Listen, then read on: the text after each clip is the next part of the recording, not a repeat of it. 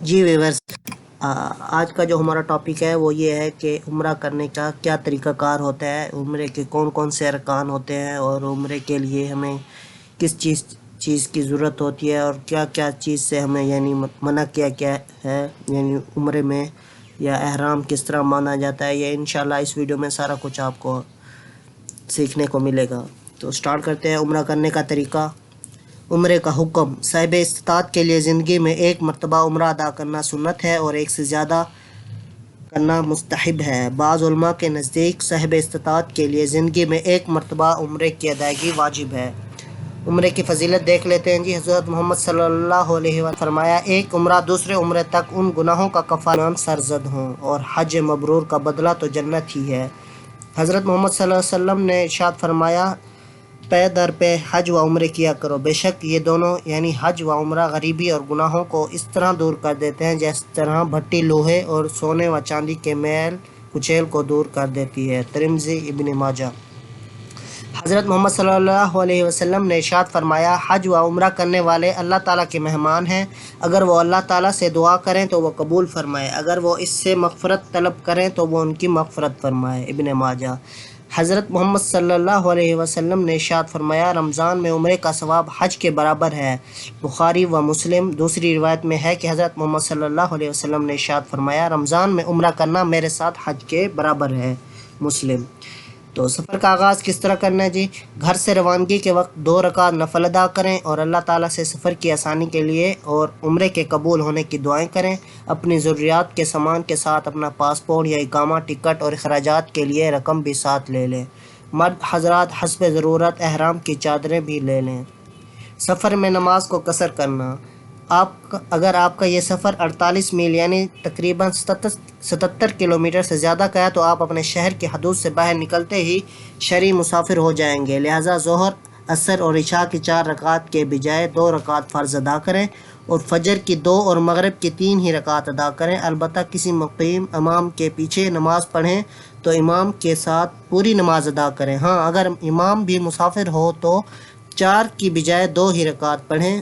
سنتوں اور نفل کا حکم یہ ہے کہ اگر اطمینان کا وقت ہے تو پوری پڑھیں، اگر جلدی ہے یا تھکن ہے یا کوئی دشواری ہے تو نہ پڑھیں، کوئی گناہ نہیں، البتہ وتر اور فجر کی 2 رکعت سنتوں کو نہ چھوڑیں۔ تو عمرے کے ارکان دیکھ لیتے ہیں، یہ کتنے ارکان ہیں؟ عمرے کے 4 ارکان ہیں۔ کون کون سے ہیں؟ پہلا ہے میقات سے عمرے کا احرام باندھنا، سیکنڈ ہے مسجد حرام پہنچ کر بیت اللہ کا طواف کرنا، تھرڈ ہے جی صفا مروہ کی سعی کرنا، نمبر 4 پہ ہے سر کے بال منڈوانا یا کٹوانا۔ میقات اصل میں وقت معین اور مکان معین کا نام ہے۔ میقات زمانی: پورے سال رات دن میں جب چاہیں اور جس وقت چاہیں عمرے کا احرام باندھ سکتے ہیں، لیکن ام المومنین حضرت عائشہ رضی اللہ تعالی عنہ کی حدیث کے پیش نظر حضرت امام ابو حنیفہ رضی اللہ تعالی عنہ نے 5 دن 9 ذی الحج سے 13 ذی الحج تک عمرے کی ادائیگی کو مکروہ تحریمی قرار دیا، خواہ حج ادا کر رہا ہو یا نہیں۔ حضرت عائشہ رضی اللہ تعالی عنہ کی یہ حدیث بہقی میں مذکور ہے۔ میقات مکانی: وہ مقامات جہاں سے حج یا عمرہ کرنے والے حضرات احرام باندھتے ہیں میقات کہلاتے ہیں۔ میقات کے اعتبار سے پوری دنیا کی سرزمین کو شریعت اسلامیہ نے 3 حصوں میں تقسیم کیا ہے۔ حرم: مکہ مکرمہ اور اس کے چاروں طرف کچھ دور تک کی زمین حرم کہلاتی ہے۔ اس مقدس سرزمین میں غیر مسلموں کا داخلہ حرام ہے، نیز ہر شخص کے لیے چند چیزیں کرنا حرام ہے، چاہے وہاں کا مقیم ہو یا حج و عمرہ کرنے کے لیے آیا ہو، اسی لیے اس کو حرم کہا جاتا ہے۔ نمبر 1 پہ کیا حرام ہے؟ یہاں کے خود اگے ہوئے درخت یا پودے کاٹنا۔ سیکنڈ پہ یہاں کے کسی جانور کا شکار کرنا یا اس کو چھیڑنا۔ نمبر 3 پہ ہے گری پڑی چیز کا اٹھانا۔ حدود حرم کے اندر مستقل یا عارضی طور پر قیام پذیر یعنی اہل حرم کو عمرے کا احرام باندھنے کے لیے حرم سے باہر حل میں جانا ہوگا۔ حل میں سب سے قریب جگہ تنعیم ہے، جہاں مسجد ہے، جو مسجد حرام سے 7.5 کلومیٹر کے فاصلے پر ہے۔ حل میقات اور حرم کے درمیان کی سرزمین حل کہلاتی ہے، جس میں وہ چیزیں حلال ہیں جو حرم میں حرام تھی۔ اہل حل جن کی رہائش میقات اور حدود حرم کے درمیان ہے، مثلا جدہ کے رہنے والے، عمرہ کا احرام اپنے گھر سے باندھیں۔ آفاق: حرم اور حل کے باہر پوری دنیا کی سرزمین آفاق کہلاتی ہے۔ آفاقی حضرات جب بھی عمرہ کی نیت سے مکہ مکرمہ جانا چاہیں تو ان کے لیے ضروری ہے کہ مندرجہ ذیل 5 میقاتوں میں سے کسی ایک میقات پر یا اس سے پہلے یا اس کے مقابل احرام باندھیں۔ نمبر 1، اہل مدینہ اور اس کے راستے سے آنے والوں کے لیے ذو الحلیفہ میقات ہے، جس کو آج کل بیر علی کہا جاتا ہے۔ مدینہ منورہ کے قریب ہی یہ میقات واقع ہے، مکہ مکرمہ سے تقریباً 420 کلومیٹر دور ہے۔ سیکنڈ، اہل شام اور اس کے راستے سے آنے والوں کے لیے مثلاً مصر، لیبیا، الجزائر، مراکش وغیرہ جحفہ میقات ہے، یہ مکہ مکرمہ سے تقریباً 146 کلومیٹر دور ہے۔ نمبر 3، اہل نجد اور اس کے راستے سے آنے والوں کے لیے مثلاً بحرین، قطر، دمام، ریاض وغیرہ قرن المنازل میقات ہے، اس کو آج کل السیل الکبیر کہا جاتا ہے، یہ مکہ مکرمہ سے تقریباً 78 کلومیٹر دور ہے۔ نمبر 4، اہل یمن اور اس کے راستے سے آنے والوں کے لیے مثلاً ہندوستان، پاکستان، بنگلہ دیش وغیرہ یلملم میقات ہے، اس کو آج کل سعدیہ کہا جاتا ہے، مکہ مکرمہ سے اس کی دوری تقریباً 120 کلومیٹر دور ہے۔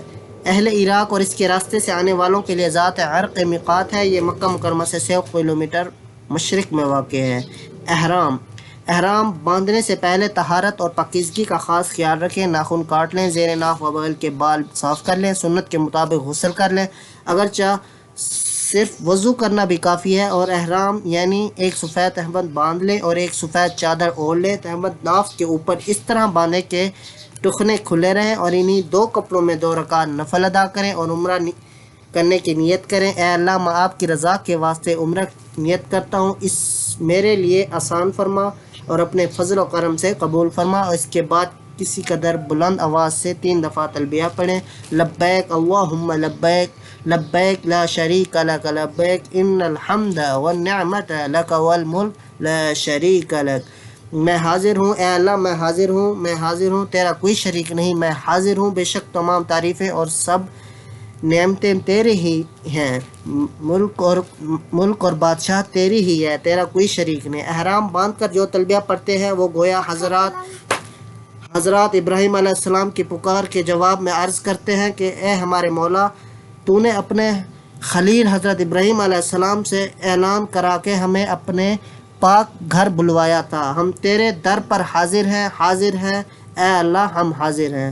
تلبیہ پڑھنے کے ساتھ ہی آپ کا احرام باندھ گیا، آپ سے لے کر مسجد حرام پہنچنے تک یہی تلبیہ سب سے بہتر ذکر ہے، لہذا تھوڑی بلند آواز کے ساتھ بار بار تلبیہ پڑھتے ہیں۔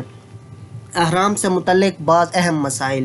غسل سے فارغ ہو کر احرام باندھنے سے پہلے بدن پر خوشبو لگانا بھی سنت ہے، چونکہ احرام کی پابندیاں تلبیہ پڑھنے کے بعد ہی شروع ہوتی ہیں، لہذا تلبیہ پڑھنے سے پہلے غسل کے دوران صابن اور تولیے کا استعمال کر سکتے ہیں، نیز بالوں میں کنگھا بھی کر سکتے ہیں۔ عورتوں کے احرام کے لیے کوئی خاص لباس نہیں، بس غسل وغیرہ سے فارغ ہو کر عام لباس پہن لیں اور چہرے سے کپڑا ہٹا لیں، پھر نیت کر کے آہستہ سے تلبیہ پڑھیں۔ عورتیں تلبیہ ہمیشہ آہستہ آواز سے پڑھیں۔ عورتیں بالوں کی حفاظت کے لیے اگر سر پر رومال باندھ لیں تو کوئی حرج نہیں، لیکن پیشانی کے اوپر سر پر باندھیں اور اس کو احرام کا جز نہ سمجھیں۔ نیز وضو کے وقت خاص طور پر یہ سفید رومال سر سے کھول کر سر پر ضرور مسح کریں۔ اگر کوئی عورت ایسے وقت میں مکہ مکرمہ پہنچی کہ اس کو ماہواری آ رہی ہے تو وہ پاک ہونے تک انتظار کرے، پاک ہونے کے بعد ہی عمرہ کرنے کے لیے مسجد حرام میں جائے۔ عمرہ کی ادائیگی تک اس کو احرام کی حالت میں رہنا ہوگا۔ آج کل چند گھنٹوں میں آدمی میقات پہنچ جاتا ہے اور میقات پر کافی بھیڑ بھی رہتی ہے، لہذا گھر سے روانگی سے پہلے ہی ہر طرح کی طہارت حاصل کر لیں۔ میقات پہنچ کر اگر موقع مل جائے تو غسل کر لیں، ورنہ صرف وضو کر کے احرام پہن لیں۔ اگر آپ مدینہ منورہ جا رہے ہیں تو مدینہ منورہ جانے کے لیے کسی احرام کی ضرورت نہیں، لیکن جب آپ مدینہ منورہ سے مکہ مکرمہ جائیں تو پھر مدینہ منورہ کی میقات پر احرام باندھیں۔ احرام کی حالت میں اگر احتلام ہو جائے تو اس سے احرام میں کوئی فرق نہیں پڑتا، کپڑا اور جسم دھو کر غسل کر لیں۔ اگر احرام کی چادر بدلنے کی ضرورت ہو تو دوسری چادر استعمال کر لیں، لیکن میاں بیوی والے خاص تعلقات سے بالکل دور رہیں۔ ایک اہم ہدایات: میقات پر پہنچ کر یا اس سے پہلے احرام باندھنا بھی ضروری ہے، لیکن اگر آپ ہوائی جہاز سے جا رہے ہیں، آپ کو جدہ میں اترنا ہے، جدہ چونکہ ہل میں ہے یعنی میقات سے پہلے رہ جاتی ہے، لہذا آپ ہوائی جہاز پر سوار ہونے سے پہلے ہی احرام باندھ لیں۔ یا ہوائی جہاز میں اپنے ساتھ احرام لے کر بیٹھے اور پھر راستے میں میقات سے پہلے باندھ لیں۔ اگر موقع ہو تو دو رکعت بھی ادا کر لیں، پھر نیت کر کے تلبیہ پڑھیں۔ احرام باندھنے کے بعد نیت کرنے اور تلبیہ پڑھنے میں تاخیر کی جا سکتی ہے، یعنی آپ احرام ہوائی جہاز پر سوار ہونے سے پہلے باندھ لیں اور تلبیہ میقات کے آنے پر اس سے کچھ پہلے پڑھیں۔ یاد رکھیں کہ نیت کر کے تلبیہ پڑھنے کے بعد ہی احرام کی پابندیاں شروع ہو جاتی ہیں۔ تنبیہ: اگر آفاقی یعنی میقات سے باہر رہنے والا بغیر احرام کے میقات سے نکل گیا تو آگے جا کر کسی بھی جگہ احرام باندھ لے، لیکن اس پر ایک دم لازم ہو گیا۔ ہاں، اگر پہلے ذکر کی گئی 5 میقاتوں میں سے کسی ایک پر یا اس کے محاذی مقابل پہنچ کر احرام باندھ لیا تو پھر دم واجب نہ ہوگا۔ مثلا ریاض کا رہنے والا بغیر احرام کے جدہ پہنچ گیا تو جدہ یا مکہ مکرمہ سے احرام باندھنے پر ایک دم دینا ہوگا، لیکن اگر اس نے 5 میقاتوں میں سے کسی ایک میقات مثلا السلیل، القبیر، الطائف پر پہنچ کر احرام باندھ لیا تو پھر دم واجب نہیں ہوگا۔ ممنوعات احرام: احرام باندھ کر تلبیہ پڑھنے کے بعد یہ چیزیں حرام ہو جاتی ہیں۔ ممنوعات احرام مردوں اور عورتوں دونوں کے لیے: خوشبو استعمال کرنا، ناخن کاٹنا، جسم سے بال دور کرنا، چہرے کا ڈھانکنا، میاں بیوی والے خاص تعلق اور جنسی شہوت کے کام کرنا، خشکی کے جانور کا شکار کرنا۔ ممنوعات احرام صرف مردوں کے لیے: ایک سلے ہوئے کپڑے پہننا، سر کو ٹوپی یا پگڑی یا چادر وغیرہ سے ڈھانکنا، ایسا جوتا جس سے پاؤں کے درمیان کی ہڈی چھپ جائے۔ مکروہات احرام: ایک بدن سے میل دور کرنا، صابن کا استعمال کرنا، کنگھا کرنا۔ احرام کی حالت میں جائز امور: غسل کرنا، لیکن خوشبودار اور صابن کا استعمال نہ کریں۔ احرام کو دھونا اور اس کو بدلنا، انگوٹھی، گھڑی، چشمہ، بیلٹ، چھتری وغیرہ کا استعمال کرنا۔ احرام کے اوپر مزید چادر ڈال کر سونا، مگر مرد اپنے سر اور چہرے کو اور عورتیں اپنے چہرے کو کھلا رکھیں۔ مسجد حرام کی حاضری: مکہ مکرمہ پہنچ کر سامان وغیرہ اپنا قیام پر رکھ کر اگر آرام کی ضرورت ہو تو تھوڑا آرام کر لیں، ورنہ وضو یا غسل کر کے عمرہ کرنے کے لیے مسجد حرام کی طرف انتہائی سکون اور اطمینان کے ساتھ تلبیہ پڑھتے جائیں۔ دربار الہی کی عظمت و جلال کا لحاظ رکھتے ہوئے دایاں قدم اندر رکھ کر مسجد میں داخل ہونے کے لیے دعا پڑھتے ہوئے مسجد حرام میں داخل ہوئیں۔ کعبے پر پہلی نظر: جس وقت خانہ کعبہ پر پہلی نظر پڑے تو اللہ تعالیٰ کی بڑائی بیان کر کے جو چاہیں اپنی زبان میں اللہ تعالیٰ سے مانگیں، کیونکہ یہ دعاؤں کے قبول ہونے کا خاص وقت ہے۔ طواف: مسجد حرام میں داخل ہو کر کعبہ شریف کے اس گوشے کے سامنے آ جائیں جس میں حجر اسود لگا ہو اور طواف کی نیت کر لیں۔ عمرہ کی سعی بھی کرنی ہے، اس لیے مرد حضرات استباح کر لیں، یعنی احرام کی چادر کو دائیں بغل کے نیچے سے نکال کر بائیں مونڈھے کے اوپر ڈال لیں۔ پھر حجر اسود کے سامنے کھڑے ہو کر بسم اللہ اللہ اکبر کہتے ہوئے حجر اسود کا بوسہ لیں، یا دونوں ہاتھوں کی ہتھیلیوں کو حجر اسود کی طرف کر کے ہاتھوں کا بوسہ لیں اور پھر کعبے کو بائیں طرف رکھ کر طواف شروع کر دیں۔ مرد حضرات پہلے 3 چکر میں اگر ممکن ہو رمل کریں، یعنی ذرا مونڈے ہلا کے اور اکڑ کے چھوٹے چھوٹے قدم کے ساتھ کسی قدر تیز چلیں۔ طواف کرتے وقت نگاہ سامنے رکھیں، یعنی کعبہ شریف آپ کے بائیں جانب رہے۔ طواف کے دوران بغیر ہاتھ اٹھائے چلتے چلتے دعائیں کرتے رہیں یا اللہ کا ذکر کرتے رہیں۔ آگے ایک نصف دائرے کی شکل کی 4-5 فٹ اونچی دیوار آپ کے بائیں جانب آئے گی، اس کو حتیم کہتے ہیں۔ حتیم دراصل بیت اللہ کا ہی حصہ ہے، اس میں نماز پڑھنا ایسا ہے جیسا بیت اللہ کے اندر نماز پڑھنا۔ اگر طواف کے بعد موقع مل جائے تو وہاں ضرور نفل ادا کریں۔ اس کے بعد جب خانہ کعبہ کا تیسرا کونا آ جائے جسے رکن یمانی کہتے ہیں، اگر ممکن ہو تو دونوں ہاتھ یا صرف دانا ہاتھ اس پر پھیریں، ورنہ اس کی طرف اشارہ کیے بغیر یوں ہی گزر جائیں۔ رکن یمانی اور حجر اسود کے درمیان چلتے ہوئے یہ دعا بار بار پڑھیں: ربنا آتنا فی الدنیا حسنۃ وفی الآخرۃ حسنۃ وقنا عذاب النار۔ پھر حجر اسود کے سامنے پہنچ کر اس طرف ہتھیلیوں کا رخ کریں، بسم اللہ اللہ اکبر کہیں اور ہتھیلیوں کو بوسہ لیں۔ اس طرح آپ کا 1 چکر پورا ہو گیا۔ اس کے بعد باقی 6 چکر بالکل اس طرح کریں۔ کل 7 چکر کرنے ہیں۔ آخری چکر کے بعد حجر اسود کا استلام کریں اور صفا چلے جائیں۔ طواف سے متعلق بعض اہم مسائل: تلبیہ جو احرام باندھنے کے بعد سے برابر پڑھ رہے تھے مسجد حرم میں داخل ہونے کے بعد بند کر دیں۔ مطاف میں اگر بھیڑ ہو تو یا تھکن ہو رہی ہو تو طواف مؤخر کر سکتے ہیں، لیکن ممنوعات احرام سے بچتے رہیں۔ طواف کے دوران کوئی مخصوص دعا ضروری نہیں ہے، بلکہ جو چاہیں اور جس زبان سے چاہیں دعا مانگتے رہیں۔ اگر کچھ نہ بھی پڑھیں بلکہ خاموش رہیں تب بھی طواف صحیح ہو جاتا ہے۔ طواف کے دوران جماعت کی نماز شروع ہونے لگے یا تھکن ہو جائے تو طواف روک دیں، پھر جس جگہ سے طواف بند کیا تھا اسی جگہ سے طواف شروع کر دیں۔ نفلی طواف میں رمل یعنی ذرا اکڑ کر چلنا اور استباع نہیں ہوتا ہے۔ نماز کی حالت میں بازو کو ڈھانکنا چاہیے کیونکہ استباع نہیں ہوتا ہے۔ اگر طواف کے دوران وضو ٹوٹ جائے تو طواف روک دیں اور وضو کو کر کے اسی جگہ سے طواف شروع کر دیں جہاں طواف بند کیا تھا، کیونکہ بغیر وضو کے طواف کرنا جائز نہیں ہے۔ طواف نفلی ہو یا فرض، اس میں ساتھ ہی ابتدا حجر اسود کے استلام سے ہوتی ہے، اس کے بعد 2 رکعت نماز آتی ہے۔ اگر طواف کے چکروں کے تعداد میں شک ہو جائے تو کم تعداد شمار کر کے باقی چکروں سے طواف مکمل کریں۔ مسجد حرام کے اندر اوپر یا نیچے یا مطاف میں کسی بھی جگہ طواف کر سکتے ہیں۔ طواف حتیم کے باہر سے ہی کریں، اگر حتیم میں داخل ہو کر طواف کریں گے تو وہ معتبر نہیں ہوگا۔ اگر کسی عورت کو طواف کے دوران حیض آ جائے تو فوراً طواف بند کر دے اور مسجد سے باہر چلی جائے۔ خواتین طواف میں رمل یعنی اکڑ کر چلنا نہ کریں، یہ صرف مردوں کے لیے خاص ہے۔ ہجوم ہونے کی صورت میں خواتین حجر اسود کا بوسہ لینے کی کوشش نہ کریں، بس دور سے اشارہ کرنے پر اکتفا کریں۔ اس ہجوم ہونے کی صورت میں رکن یمانی کو بھی نہ چھوئیں۔ اگر حجر اسود کا سامنے اشارہ کیے بغیر گزر جائیں اور ازدحام زیادہ ہے تو حجر اسود کے استلام کے لیے دوبارہ واپس آنے کی کوشش نہ کریں، کیونکہ ایک طواف کے دوران حجر اسود کا بوسہ لینا یا اس کی طرف اشارہ کرنا سنت ہے، واجب نہیں ہے۔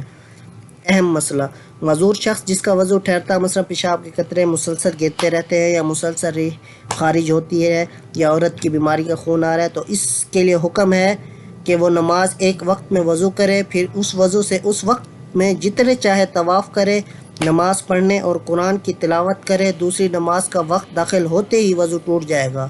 اگر طواف مکمل ہونے سے پہلے ہی دوسری نماز کا وقت داخل ہو جائے تو وضو کر کے طواف مکمل کرے۔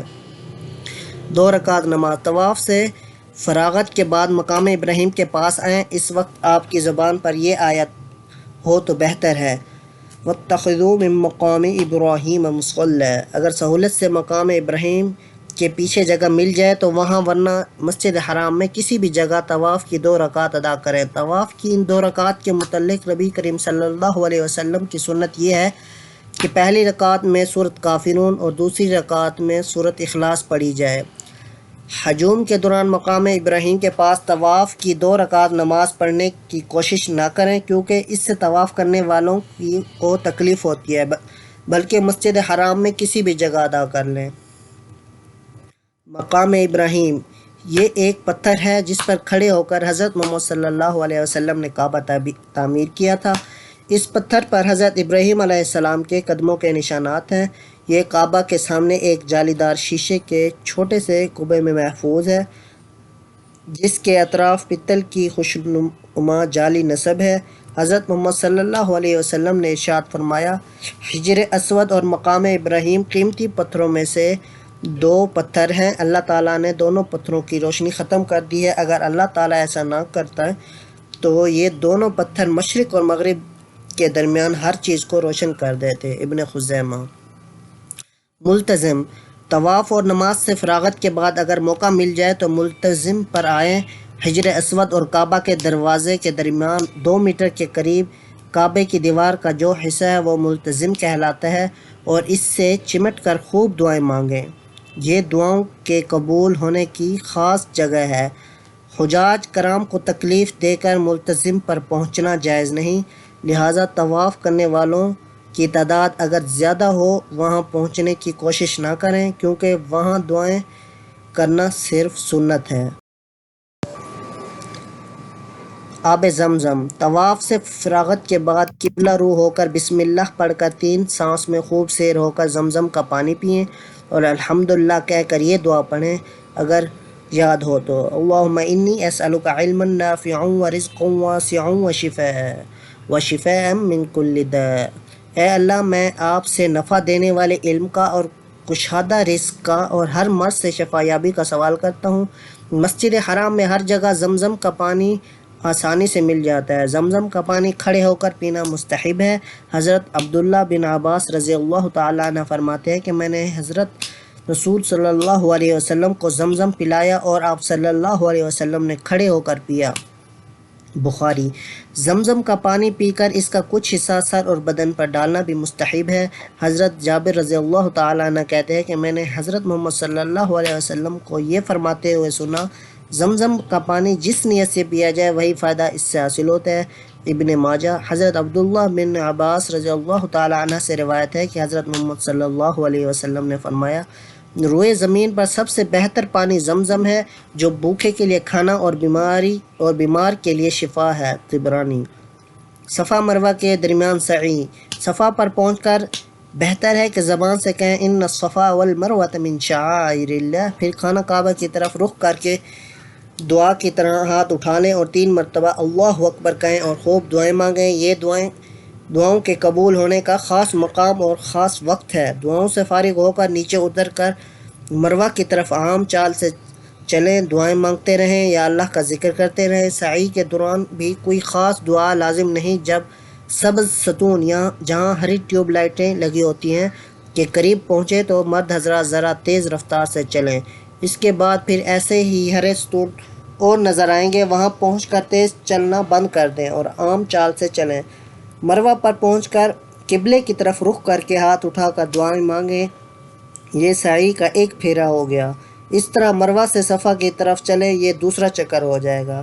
اس طرح آخری و 7واں چکر مروہ پر ختم ہوگا۔ ہر مرتبہ صفا اور مروہ پر پہنچ کر خانہ کعبہ کی طرف رخ کر کے دعائیں کرنی چاہیے۔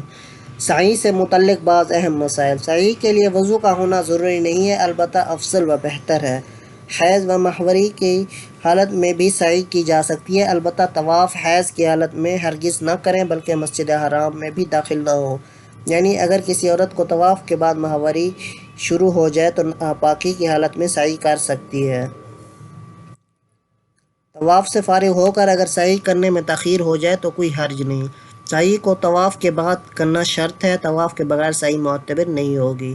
صفا مروہ پر پہنچ کر بیت اللہ کی طرف ہاتھ سے اشارہ نہ کریں بلکہ دعا کی طرف دونوں ہاتھ اٹھا کر دعائیں مانگیں۔ سعی کے دوران نماز شروع ہونے لگے یا تھک جائیں تو سعی کو روک دیں، پھر جہاں سے سعی کو بند کیا تھا اس جگہ سے شروع کر دیں۔ طواف کی طرح سعی بھی پیدل چل کر کرنا چاہیے، البتہ اگر کوئی عذر ہو تو ویل چیئر بھی سعی کر سکتے ہیں۔ اگر سعی کے چکروں کی تعداد میں شک ہو جائے تو کم تعداد شمار کر کے باقی چکروں سے سعی مکمل کریں۔ خواتین سعی میں سبز ستون جہاں ہری ٹیوب لائٹیں لگی ہوں کے درمیان مردوں کی طرح دوڑ کر نہ چلیں۔ اگر چاہیں تو سعی کے بعد بھی 2 رکعت نماز ادا کر لیں، کیونکہ بعض روایت میں بھی اس کا ذکر ملتا ہے۔ نفلی سعی کا کوئی ثبوت نہیں ہے، البتہ نفلی طواف زیادہ سے زیادہ کرنے چاہیے۔ بال منڈوانا یا کٹوانا۔ طواف اور سعی سے فارغ ہو کر سر کے بال منڈوا دیں یا کٹوا دیں۔ مردوں کے لیے منڈوانا افضل ہے، کیونکہ نبی کریم صلی اللہ علیہ وسلم نے بال منڈوانے والوں کے لیے رحمت و مغفرت کی دعا 3 مرتبہ فرمائی اور بال کٹوانے والوں کے لیے صرف 1 مرتبہ۔ نیز اللہ تبارک و تعالیٰ نے اپنے قرآن کریم میں حلق کرانے والوں کا ذکر پہلے اور بال کٹوانے والوں کا ذکر بعد میں کیا ہے، لیکن خواتین چوٹی کے آخر سے ایک پورے برابر بال خود کاٹ لیں یا کسی محرم سے کٹوا لیں۔ تنبیہ: بعض مرد حضرات چند بال سر کے ایک طرف سے اور چند بال دوسری طرف سے کینچی سے کاٹ کر احرام کھول دیتے ہیں، یہ صحیح نہیں ہے۔ ایسی صورت میں جمہور علماء کے نزدیک دم واجب ہو جائے گا، لہٰذا یا تو سر کے بال منڈوائیں یا اس طرح بالوں کو کٹوائیں کہ پورے سر کے بال کٹ جائیں۔ اگر بال زیادہ ہی چھوٹے ہوں تو منڈوانا ہی لازم ہے۔ سر کے بال منڈوانے یا کٹوانے سے پہلے نہ احرام کھولیں اور نہ ہی ناخن وغیرہ کاٹیں، ورنہ دم لازم ہو جائے گا۔ بال کا حدود حرم میں کٹوانا ضروری ہے، لہذا جدہ میں بال منڈوانے کی صورت میں دم واجب ہوگا۔ جب بال کٹوانے کا وقت ہو جائے یعنی طواف و سعی سے فراغت ہو گئی تو ایک دوسرے کے بال کاٹ سکتے ہیں۔ عمرہ پورا ہو گیا۔ اب آپ کا عمرہ پورا ہو گیا، احرام اتار دیں، سلے ہوئے کپڑے پہن لیں، خوشبو لگا لیں۔ اب آپ کے لیے وہ سب چیزیں جائز ہو گئی ہیں جو احرام کی وجہ سے ناجائز ہو گئی تھی۔ متعدد عمرے کرنا۔ عمرے کی ادائیگی کے بعد اپنی طرف یا اپنے متعلقین کی طرف سے نفلی عمرے کرنا چاہیے تو ہل میں سے کسی جگہ مثلا تنعیم میں جا کر غسل کر کے احرام باندھیں، 2 رکعت نماز پڑھ کر نیت کریں اور تلبیہ پڑھیں، اور پھر عمرے کا جو طریقہ بیان کیا گیا ہے اس کے مطابق عمرہ کریں۔ کسی میت یا انتہائی بوڑھے یا ایسے بیمار شخص جس کی صحت کی بظاہر توقع نہیں ہے کی جانب سے بلا شبہ عمرہ بدل کیا جا سکتا ہے، لیکن صحت مند زندہ شخص کی جانب سے عمرہ بدل کی ادائیگی میں فقہا کا اختلاف ہے، البتہ احتیاط صحت مند شخص کی طرف سے عمرہ بدل نہ کرنے میں ہے۔ طواف وداع، واپسی کے وقت طواف وداع کرنا چاہیے تو کر لیں، لیکن صرف عمرہ کے سفر میں طواف وداع ضروری نہیں ہے۔ عمرے سے متعلق بعض اہم مسائل: عورت بغیر محرم یا شوہر کے عمرے کا سفر یا کوئی دوسرا سفر نہیں کر سکتی۔ اگر کوئی عورت یا بغیر محرم یا شوہر کے عمرہ کرے تو اس کا عمرہ تو ہو جائے گا، لیکن ایسا کرنے میں بڑا گناہ ہے۔ عورتیں مرد کی طرف سے اور مرد عورتوں کی طرف سے نفلی عمرے بدل ادا کر سکتے ہیں۔ احرام کی حالت میں احرام کے کپڑے اتار کر غسل بھی کر سکتے ہیں اور احرام تبدیل بھی کر سکتے ہیں۔ اگر کوئی شخص حج کے مہینے یعنی شوال یا ذی القعدہ یا ذی الحج کے پہلے عشرے میں عمرہ کر کے اپنے گھر واپس چلا گیا اور حج کے ایام میں صرف حج کا احرام باندھ کر حج ادا کرے تو یہ حج تمتع نہیں ہوگا، کیونکہ جمہور علماء کے نزدیک حج تمتع کے لیے شرط ہے کہ وہ عمرہ کر کے اپنے گھر واپس نہ جائے۔ بعض لوگوں نے مشہور کر رکھا ہے اگر کسی نے عمرہ کیا تو اس پر حج فرض ہو گیا تو یہ غلط ہے۔ اگر وہ صاحب استطاعت نہیں ہے، یعنی اگر اس کے پاس اتنا مال نہیں ہے کہ وہ حج ادا کر سکے، تو اس پر عمرے کی ادائیگی کی وجہ سے فرض نہیں ہوتا۔ اگرچہ وہ عمرہ حج کے مہینوں میں ہی ادا کیا جائے، پھر بھی اس کی وجہ سے حج فرض نہیں ہوگا۔